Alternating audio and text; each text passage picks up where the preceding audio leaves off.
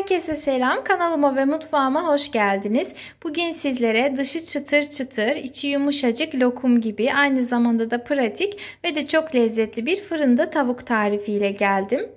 Tarifimiz için bir adet dilediğimiz boyutta bütün tavuk alalım ve temizlemekle işe başlayalım. Ben öncelikle kanadının uç kısımlarını kestim. Dilerseniz kesmeyip temizleyebilirsiniz. Ben genellikle kesmeyi tercih ediyorum. Daha sonra ise karnının alt kısmındaki kalın ve yağlı derinin tamamını kesip çıkartıyorum. Ve son olarak hem kuyruğunu hem de kuyruk üzerindeki bezi tamamen derin bir şekilde kesip çıkartalım. Çoğu kişi kuyruk üstünde bir bez olduğundan bile habersiz sadece kuyruğunu kesiyor. Ama kuyruk üstü bezin içerisinde yağlı bir madde vardır. O kesinlikle yenilmemeli.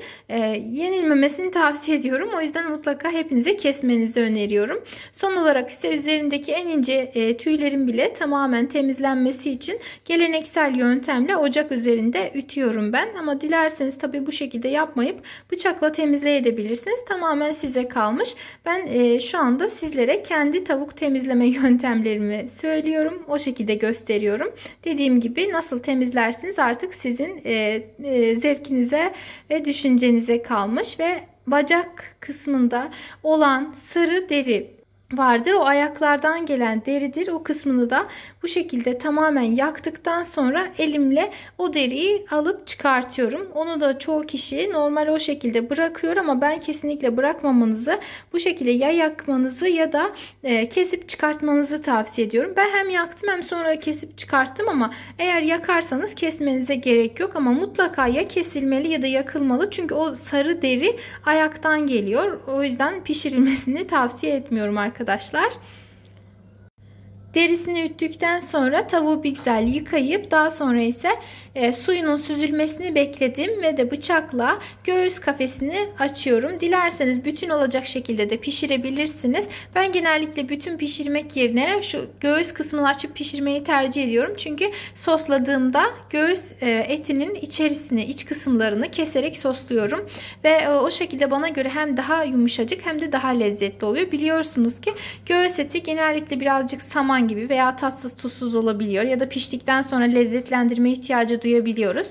O yüzden de bu ihtiyacı duymayalım diye öncelikle kesiyorum. Daha sonra ise içine bolca sos dolduracağım. Dediğim gibi ama tamamen size kalmış, isterseniz bütün olacak şekilde de pişirebilirsiniz. Son olarak ise tavuğun üzerine birkaç yerden bıçakla çizikler atıyorum.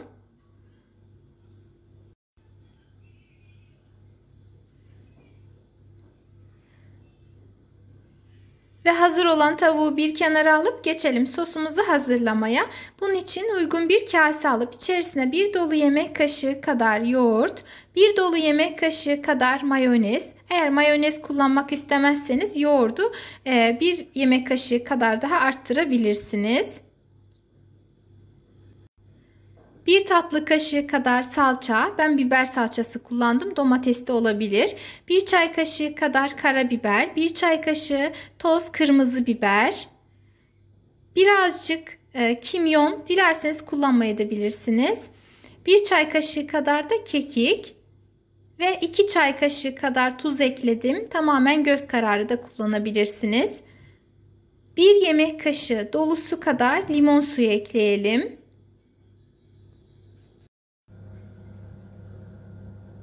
Ve son olarak yarım çay bardağı kadar sıvı yağ veya zeytinyağı ilavesi yapıp sosumuzu pürüzsüz bir kıvam alıncaya kadar karıştıralım.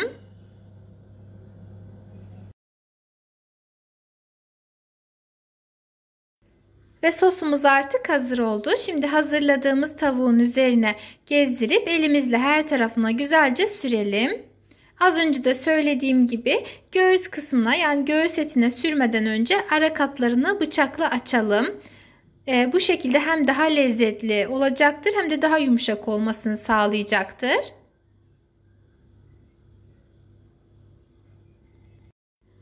Bu arada tarifimi denemek için illaki bütün tavuk kullanmanıza gerek yok. Parça tavuk etiyle de yapabilirsiniz. Sos aynı olduktan sonra değişen hiçbir şey olmayacaktır ama bu sosu özellikle denemenizi tavsiye ediyorum.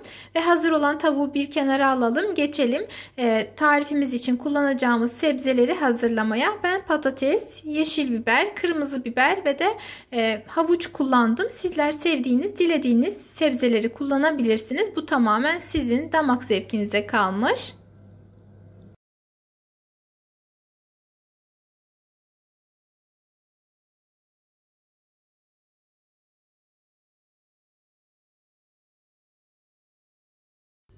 Ve doğrayıp hazırladığımız sebzeleri fırın tepsisinin içerisine alalım.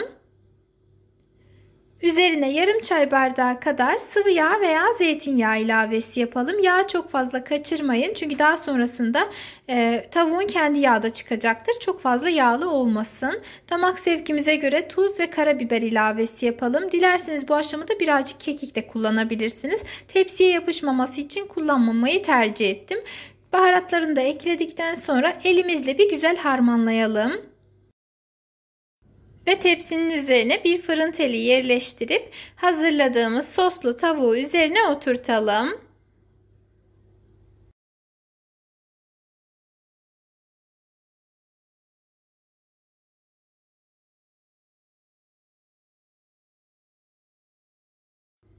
Ve yemeğimizi fırına vermeden önce üzerine öncelikle bir yağlı fırın kağıdı yerleştirelim. Daha sonra ise alüminyum folyo ile güzelce kaplayalım. Ve 200 derece fırında en az yarım saat kadar pişirdikten sonra folyoyu ve yağlı kağıdı alıp pişirmeye devam edelim. Fırından fırına pişme süresi değişebilmektedir. Ortalama 1,5-2 saat kadar pişirmenizi tavsiye ederim.